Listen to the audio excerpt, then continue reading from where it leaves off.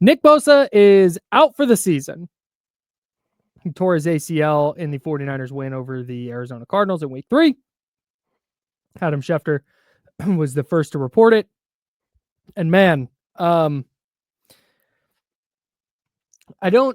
have varying thoughts on this for the 49ers long term, but my initial reaction is that Nick Bosa was probably the most irreplaceable player on their roster, just from a quality of player and depth standpoint.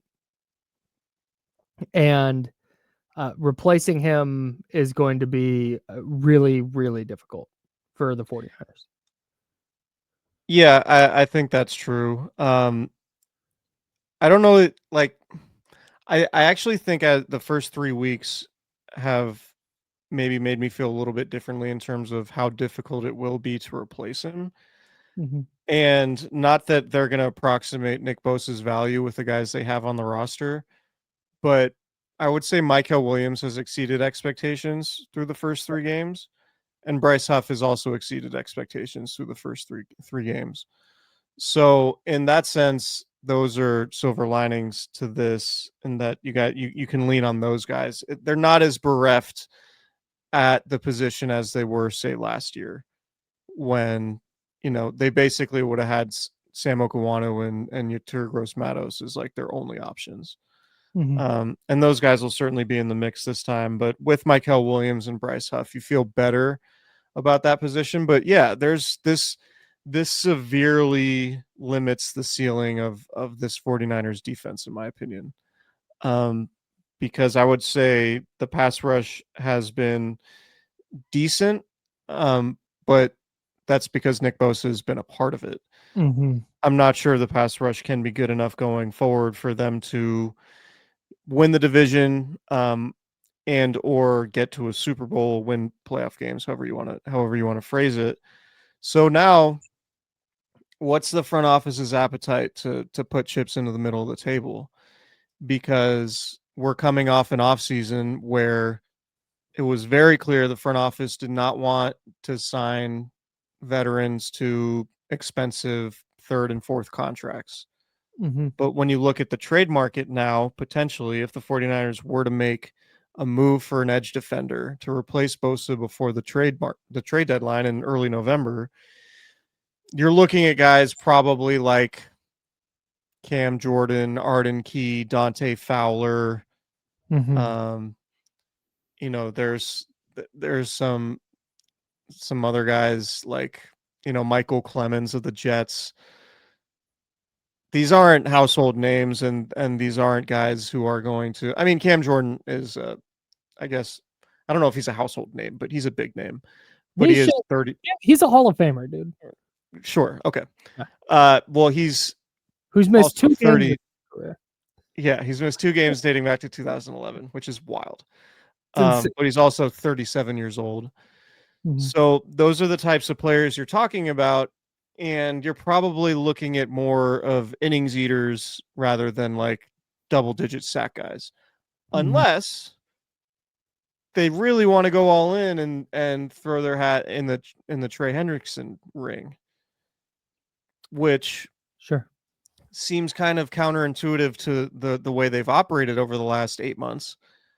But I don't think we could rule it out as a possibility, particularly because he only has 1 year remaining on the contract, and the 49ers can make it work from a cap perspective, because I think they'd be paying him $14 million or something for the remainder of the season if they did the deal, on the sooner end. Mm-hmm. But I would imagine too the Trey Hendrickson market might be competitive, which might drive up the price, and I would have a hard time envisioning the 49ers wanting to part with anything like a first round pick. Right. So, and that's so I'm with you on all those other names that you gave. Those feel like just, here's another rotational piece.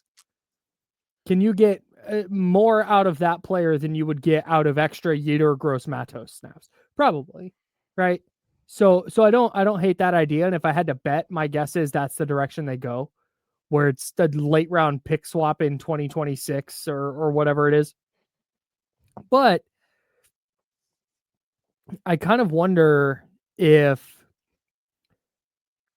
maybe they make that move, but then if they beat Jacksonville and then split the Rams and Buccaneers games, because if you win either one of those, it's going to be a quality win.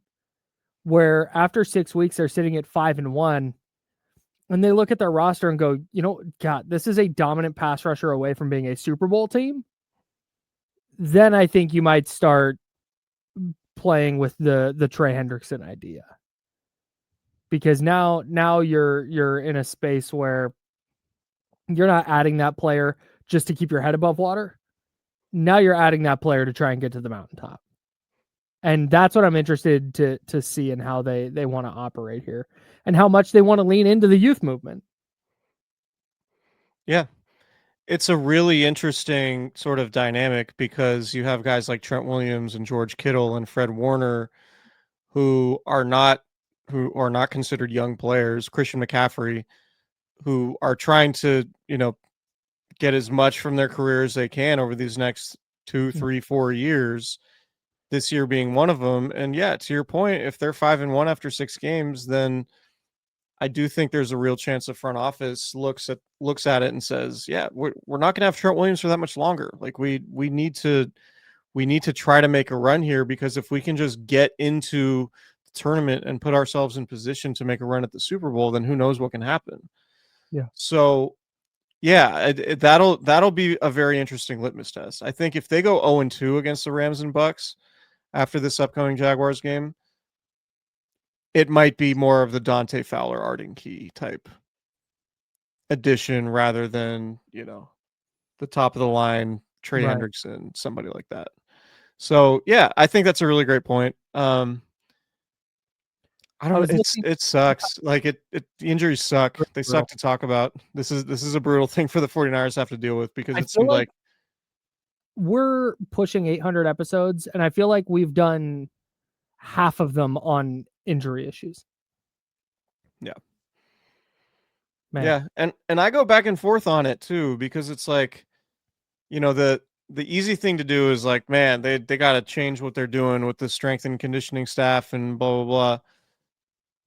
But the other half of it too is just like, it's football. It's an incredibly violent game and guys get hurt playing football. The only thing I do feel confident in saying is that, like, Kyle Shanahan likes to have a physical training camp, and given his, 20 some odd years coaching in the NFL, he's learned that you need to have a physical training camp in order to get ready for the physicality that comes with an NFL regular season, which, like it's just a really, as time goes on, I tend to think it's more like just bad luck and circumstance than like, oh, they're clearly not doing enough to prevent injuries. Because part of me thinks if they were to just have a super cupcake training camp and no physicality in training camp and no difficult reps or circumstances, then they might just not be that good when the games actually count. And you do need to be a really physical team. So I don't know. It's difficult. This Nick Bosa thing seemed kind of like a freak thing. Like nobody prepares their body better than Nick Bosa does. So I have a hard time being like, he should have stretched more or whatever. Like I'm not there. So it's just, it's hard to be eating Doritos on my couch. That guy should exercise more. Same with Christian McCaffrey. It's like they're doing all they can. Could he limber up a little? No, man, it sucks. Like it is kind of, Nick Bosa has a history of ACL tears in both knees. Like, man, he took a tough step and got hit, and it's just kind of where it's at. I know that it's frustrating for fans, but I sometimes there's not somebody to blame for a thing. Yeah. I think injuries happen. I was looking at the Niners schedule here. So they have Jacksonville.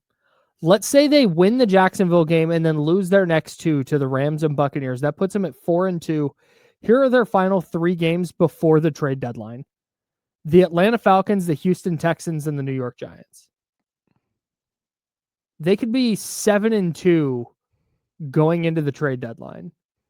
And if they're sitting at 7-2 going into the deadline, I 1000% think they'd put a first round pick on the table to go get an impact pass rusher. Ooh. Yeah. I think they would make an aggressive play. I don't know if they would put a first on the table. I could see like two seconds or you know what I mean? I just don't. What's that? Nothing. Wrong sport. My bad. The joke here is that everybody in the NBA gets traded for 2 second-round picks. Every single NBA trade is like the X, Y, and Z in 2 seconds. Wait, what? Sorry, just you're inside fine. joke. I shouldn't have brought it to the pod. That's my bad. You're all good. It's a good joke. But no, like I think 2 seconds or a couple thirds. Like I don't know. I think a package like that is more of their appetite, probably because like fine. At some point they have to draft a left tackle, right? Allegedly. And they have to come out of everything that happened in the fallout of Trey Lance being like, yeah, we can't just like light first round picks on fire. Mm-hmm. So I think a second round pick when you trade Mac Jones, so that works. Exactly. Well, and the way they can look at it too is like if they make a big deal for somebody who's expiring at 2025, like Trey Hendrickson, and he goes he produces for the Niners, signs a massive deal elsewhere, then you're probably getting a third round comp pick, which isn't the worst thing in the world if he just leaves in free agency. So that would make sense. I have to think for Trey Hendrickson, if he's still the player that he was last year, he probably gets a first round pick in a trade. And I don't know if the 49ers are matching that offer. So maybe it's, will they have an appetite for Danielle Hunter and the money that he has on the books in 2026? I'd have to go back and look and see exactly what that contract looks like. But I don't know. Arden Key makes a lot of sense. He's had, 6 sacks the last few years. Like he's 29. Obviously, he's played for the 49ers before. That I don't know. I guess I think your point is correct though. Like if they're 7-2 at the deadline, like where they're at in terms of how well their season's going, I think will determine their appetite for or their aggressiveness for making a big deal. So I want to talk about Danielle Hunter briefly. Okay. I'm going to take Danielle Hunter off the table. Okay. Because he signed a 2-year deal before last season. But then before this season signed a extension. This is according to Over the Cap, worth $35.6 million in new money with a total value of $55.1 million over 2 years with $54.1 fully guaranteed, including a $20 million signing bonus. He carries a $31.3 million cap hit next year. Yeah, but so it's $22.6 million base salary fully guaranteed. Yeah, I think the Niners would be on the hook for 22.6 for 2026. Yes. So they wouldn't be on the hook for the bonus money. I don't think the cap hit would be. I think the cap hit would just be 22.6 for 2026. Sure. So it's a lot of money for sure. Yeah, like what's more likely is they just sign somebody who signed through 2025. Yeah, I would think so too. Unless they really think that Danielle Hunter is going to take them over the top. But they might. It doesn't fit their financial ethos. It doesn't, which is why this injury, I mean, the injury sucks from a lot of different standpoints. But this is one of the most difficult parts of it for the Niners is that like you go into the season with like 6 or 7 like really core guys that you have to have if you're going to make a run at getting back to the Super Bowl, and this is one of the 2 or 3 guys that you just can't lose. Yeah, the other angle of this in terms of like players stepping up, because you're going to get more Bryce Huff. You talked about Michael Williams already exceeding expectations to this point, but not quite yet as a pass rusher, although he's starting to be a little more impactful there. I think this is where you really need to lean on the secondary, where you need that Upton Stout improvement to happen quickly. And you need Renardo Green to be a lot better. And Diamador Lenore, I mean, still, people just kind of aren't really trying him. But you need that trio to be really, really good to offset some of the, they're not gonna be all of it, but some of the lack of pressure that I think we're going to see from the 49ers. Yeah, and there also probably needs to be a shift from the standpoint that, like, the Niners have leaned so heavily on the defense during these first 3 weeks that when you get George Kittle and Brandon Ayuk and Demarcus Robinson and Jawan Jennings, like, when you get these guys back healthy, and Brock Purdy, obviously, you might just need to be a team that scores 30 a game. Yeah, like that maybe. Instead of from the first 3 weeks, like, leaning so heavily on your defense and just barely scoring enough points to get these wins, you might need to flip the script a little bit and say, without Nick Bosa, we need to go score 30 points. Yeah, the thing is I actually don't think their floor falls out that far.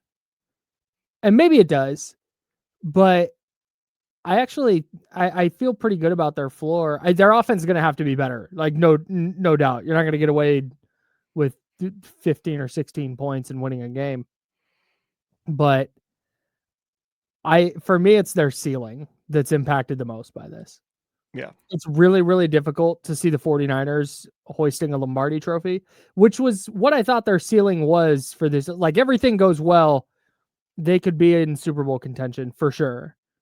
I think that's not the case anymore, because it's really hard to envision a team starting Michael Williams and Bryce Huff at the defensive ends, and Sam Okuwanu getting a lot of burn, and Yetur Gross-Matos getting a lot of burn, being a team that overcomes everything they're going to have to overcome, not only in the NFC but in the AFC to win a title. Yeah, I think they still have an outside shot to win the NFC West. But yeah, like, I think getting to the Super Bowl, beating Green Bay or beating Philly, super, super difficult, even with Nick Bosa, even more difficult without him, obviously. I think the only guy who would have been more difficult to replace on the roster, I think actually two. I think Fred Warner and Trent Williams. Actually, Okay. I mean, Christian McCaffrey's been. I think they would. I think they would have went 0-3 if they didn't have Christian McCaffrey in their first 3 games too. So, I don't know. It's hard. It's hard to quantify, I guess. But Nick Bosa is certainly in that group of, like, irreplaceable guys. Yeah. Yeah, you could probably sit here and make cases for every one of those players, but I just think from a just depth and impact perspective, it's going to be really, really hard to replace Nick Bosa. Eric Branch had this with Nick Bosa in the lineup since he was drafted 57 and 28, the 49ers record. Without Nick Bosa, they're 6 and 12. Man. It's obviously not all on him. There's some other injuries, particularly in 2020, when he tore his ACL in the second week of the season. Yeah. But yeah, this is his third ACL tear. Had a partial ACL tear in high school, obviously 2020, and now this one. I think this is the same ACL he tore in high school. Yeah, so I believe it was the right one in high school, left one in week 2 of the 2020 season, right one again this time. Yeah. So the record in the 2020 season obviously had to do with injuries all over the place, but still, safe to say the Niners defense without Nick Bosa is markedly worse. Yep. So, for sure. That's it. Demarcus Robinson's suspension is over. That's true. He cannot play defensive end, at least not it. I haven't seen it. I'm not ruling it out, but I haven't seen it. Never say never. Yeah. Anyways. All right. Anything else? I don't think so. Okay. Tough scene. We will talk to you guys later in the week. Sweet.